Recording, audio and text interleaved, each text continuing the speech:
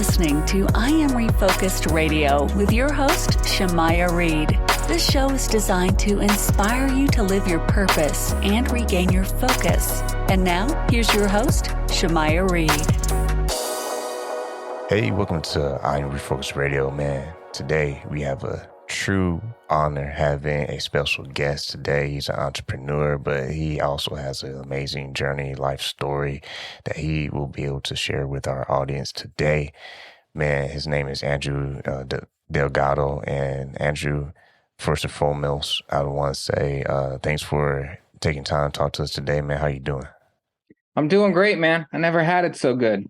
Doing That's really awesome, man. I'm over here in sunny, gloomy Southern California right now, born, raised in LA. So I'm here just doing it, man. Man, LA is a great place, man. I have a cousin out there and he's doing some awesome things. So, man, when it comes to your clothing brand and what you do, kind of walk the audience through what inspired you to start your brand and how'd you get the opportunity.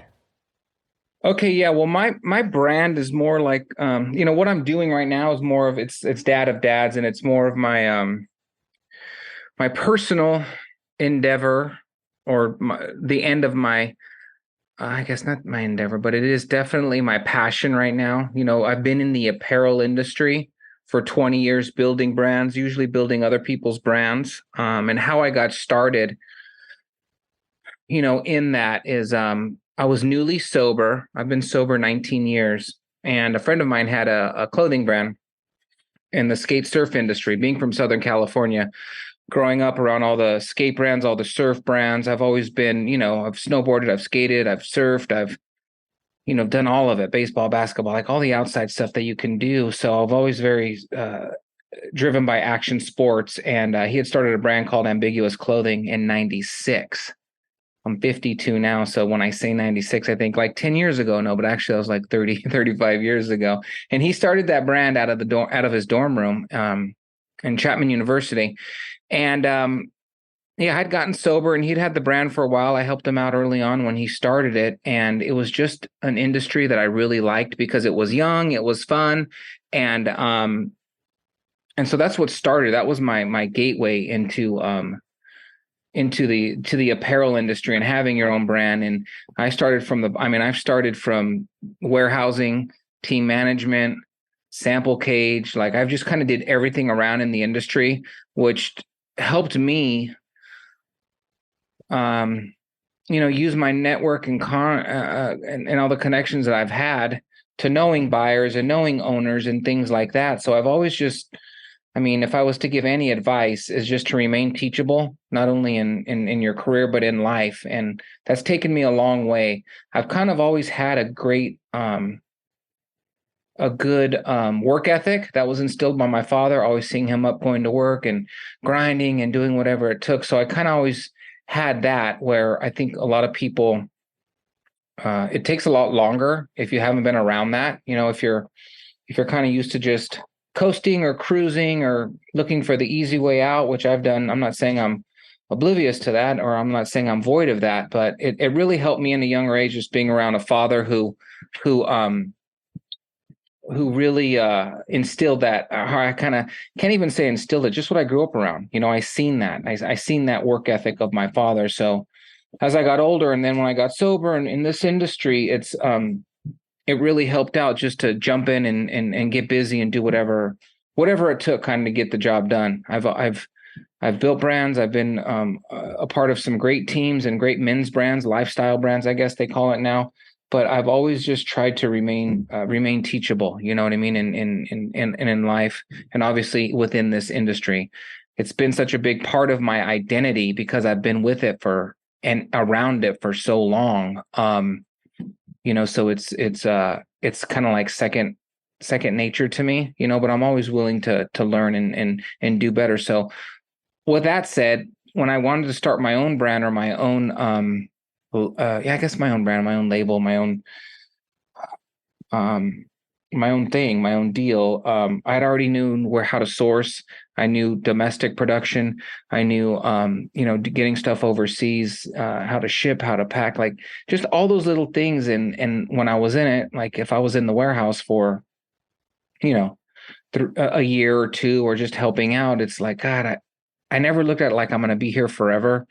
And what I tell the young guys that are into getting into the clothing brand or anything is just like, if you're getting paid to do it, just look at it like you're getting paid to learn. You're getting paid to learn, more so the bigger picture, have the long view. You're getting paid to learn something now that you can probably take, throughout your life. That's what I guess my older self would tell my younger self, even though my younger self would be like, I want it now. I want this. I want I want all the shiny objects. I want all the accoutrements. I want the watch. I want the pin. I want the shoes. I want I want all these things now. But, for me, and I think part of it had to do from what I was doing when I wasn't sober, and just that hustling mentality of like, just learning everything about anything, before I could really put that mindset together. And definitely, a strong mindset, a good work ethic, like all these little things that I learned throughout life that I can look back now at 52. When I was at 20, I thought I knew everything. At 25, I thought I knew everything. I'm here to like really tell you, like, I'm here at 52 and I don't know everything. I'm still learning.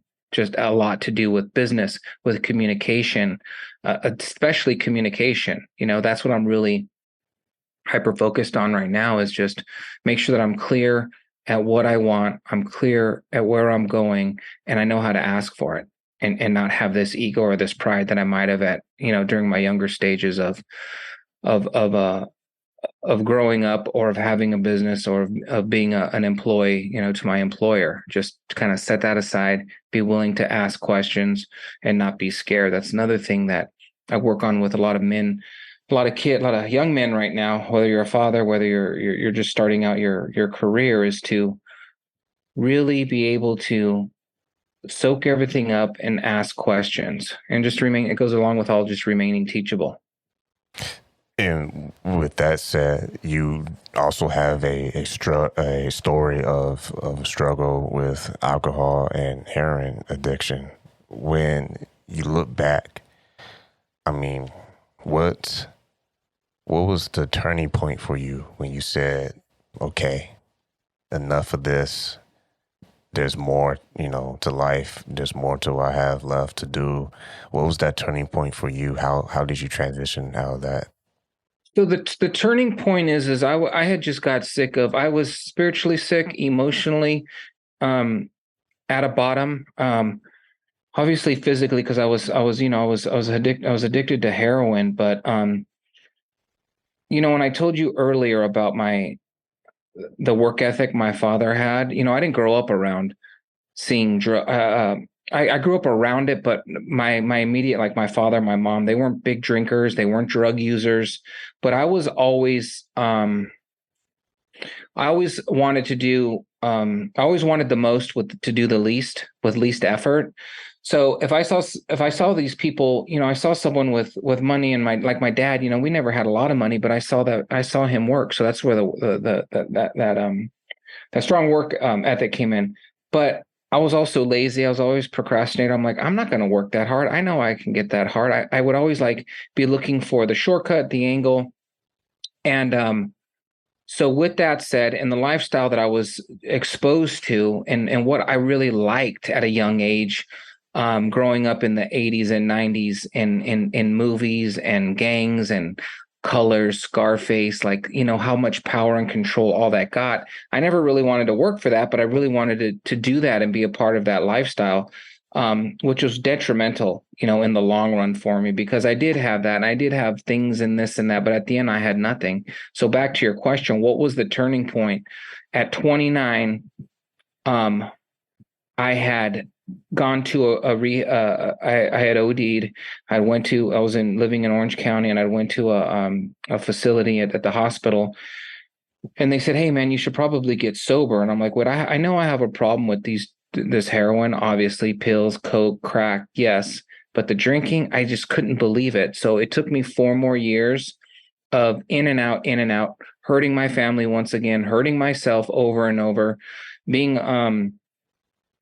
the shame and guilt that comes, well, you might not know, but there's a shame and guilt of self-hatred that comes with living a lifestyle of a drug addict and of an alcoholic and a screw up and a mess up. My family had all gone, everyone had just been sick of my shit, which I don't blame them, because you can only put your family, your loved ones, your wife, your children through. So I was single at the time, obviously, but you can only put your family and people through so much before they're just going to have enough, And my last codependent, my mom, and she told me, she was, I can't do this anymore. I can't do this. I can't see you. I'm just waiting for that call that you're dead or in jail once again. And I can't do it. And, but even after she told me that, Mr. Reed, it wasn't enough. It wasn't until a year later, till I was 33, that I got sober. So there was 4 years of in and out. To answer your question, what was it? It was accumulation of a lot of things. But I had run out of options, man. I had hustled all I could. I had, been on that part. I was at that point where either I'm gonna go out and OD, or I'm gonna blow my brains out. I'm gonna hang myself. Just a desperation that a lot of people can't even fathom or even think of, because a lot of people will be drinking too much, drinking heavy, say, hey, I got to cut back, and they can, pull out of it. Some people will get a 502. You know what? I'm not doing that anymore, and they don't do it, and they don't have a real problem. I had to really concede to my innermost self that this was killing me. If I continue to do it, I'm going to end up in the morgue. I'll end up back in prison, or I'll end up dead. So it was kind of that mindset that I didn't have, but I just had come to believe, or came and thought and looked at okay, these are my 3 options. That's it. I didn't have any more options. Me hustling this person, me getting a chick and living with her, me doing all these other little scams and schemes towards the end that I had done. I'd run out of, everything and everybody that I had held dear and close to my life. They were all gone. I was by myself, physically, mentally, and spiritually. I had nothing anymore. I was just bankrupt in all areas of my life. And in 99, when I was introduced to, a recovery, a 12-step recovery program, I just went back there because those people understood. They knew my plight. They knew my struggles. And I started doing that. And I started, healing, through the 12 steps and through a power greater than myself, really. And I still practice that. I still do that. I'm still very active in that anonymous program. I help other men and women that want it, that need it, and that are willing to do it. But I had to come to that decision myself because, like I said, for 4 years, I'd go out, I'd come in, I'd smoke weed, I would just do this. I would just do pills, I'd come back. I'd just do blow, I just drink, and it just got worse and worse. All the combinations of what I thought would work out, or how I can maintain or manage the addiction and the obsession to drink and use. I just, it just didn't work for me anymore. And I was sick. I was full of abscesses. I was, I had limbs that were turning colors, and gangrene was setting in because of the, intravenous drug use. And yeah, it was bad. It was dark. It was horrible. And one of the messages that I tell when I'm in, working in recovery, it's it doesn't have to get that bad, and it might not get that bad, and you could die, and I just try to show them all the variables of what my experience has been. And, now here at 52, father of 3, at as many years as I've been sober, if I can condense what I've learned in recovery, in business, in all these areas for young men that might not have any mentors, any coaching, no father figure, no guidance, if I can condense what I've learned for them so they don't have to run into all these pitfalls that I have in life, that's, I know is my purpose. My purpose is to build the man that I always wanted to be and give that man to the world. That's kind of like my credo going forward. So with Dads of Dads, which you see is my brand or my label now, it's not only dads, it's just those, it's for those men right now that are suffering in silence and that don't want to say hey, I don't understand, or can you help me? Yeah, we can. Let's just start a conversation. Let's see what we got working with here, because no one's going to know how you feel if you don't speak up. You know what I mean? No one's going to know that you're hurting if you don't ask for help. You can go through life thinking it's all good, everything. How you doing? I'm great. How you doing? Good. Because I understand that. I get that. I was taught not to show emotion. I was taught not to tell anybody your feelings. That's a sign of weakness. That's a sign of someone's going to get over and come up on you. Is some of that true? Could be. Yeah, it might be.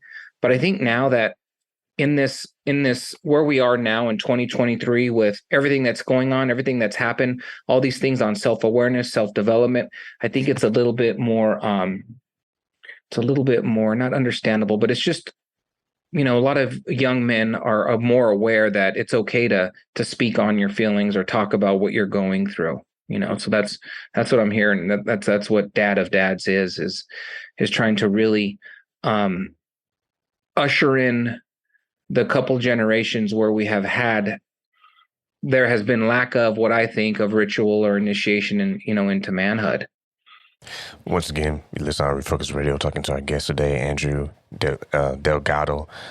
When you are using your platform to inspire the guys out there, I think that's very important. There's so many distractions in the world, and there's not enough of influencers like yourself that can help this generation of men to not just apply themselves, but to really build their future today. And you kind of help them with those daily actions that can position themselves for a better future. When you look at yourself today versus where you used to be, kind of illustrate real quick for the audience before we let you go, how that looks today and how you feel today prior to when you were struggling with those drugs and that dark time of your life. Okay, so my outlook back then, my conception of what a man was a wad of money, a hot girl, a car, a house, all these material things, right? And I got all those material things, but you know what? I still wasn't happy. I still wasn't happy because I self-destructed. So that was my my vision of what a man was. All these outside things, which I see being promulgated through music, and it's nothing new. That's not what I'm talking about here, and what men have been chasing for centuries is nothing new. Women, things, whether it was land, whether it was heads of cattle or goat back in the, you know what I mean? Like, men have always, it's nothing new. So how I look at life now, though, is, I'm a father and I'm a husband, and so I want to be the best version of myself so I can raise my children correctly and not let them grow up thinking that, all this material thing is the end all be all. Because I've been around and I've sponsored, millionaires, billionaires, actors, singers, rocks, you name it. And I've been to more burials and more funerals they've had all the outside stuff and none of the inside stuff. So I want to be the best husband for my wife, because she deserves that, because I don't want my kids to see grow up in a broken home. I had a mother until I had another father till I was 8, till my mom remarried. So I want to keep the family unit together. That's what's important to me. So I want to be that for my wife, and I want to be that superhero, that father that can walk in purpose, but can also be vulnerable, to my children, so they see that. So my son knows how to treat a woman. So my daughters know how to be treated by a man when they get older. Like, I want to be the role model for them. But all that has to start with me. You know what I mean? I realize that today. They're going to have their own path. I believe that God has their story written for them. And my duty now, to where I am at 52, is just to be the best version of Drew, right?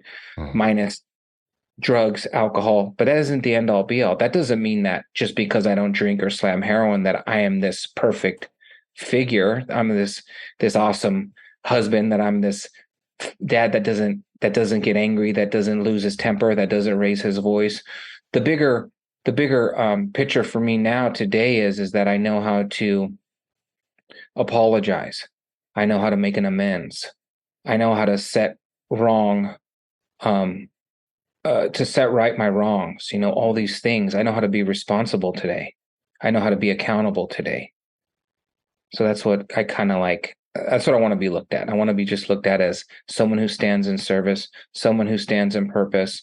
And like the whole dad of dads, for me is someone that can control his emotions at any given time. Because you're going to have high highs, you're going to have low lows. How can I control my emotion? How can I respond versus react out there? Because I still, up until 2 years ago, I was still threatening people in business and in life and wanting to rip people out of their cars. So I don't want to bring that type of energy around my home or in my home. And I have, and I'm not saying I never will, but that's what I work on. I work on to be the best version of myself. So my kids see that. So my employees see that. So my people in my career, what I do, see that. I want to be the best version of Drew. Once again, listen on Refocus Radio, talking to our guest today, Andrew Delgado. You can go check out his Instagram. It's dads of dads. That's dad.of.dads.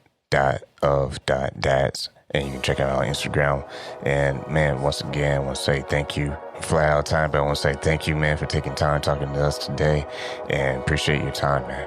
Man, I appreciate you having me. Thank you so much.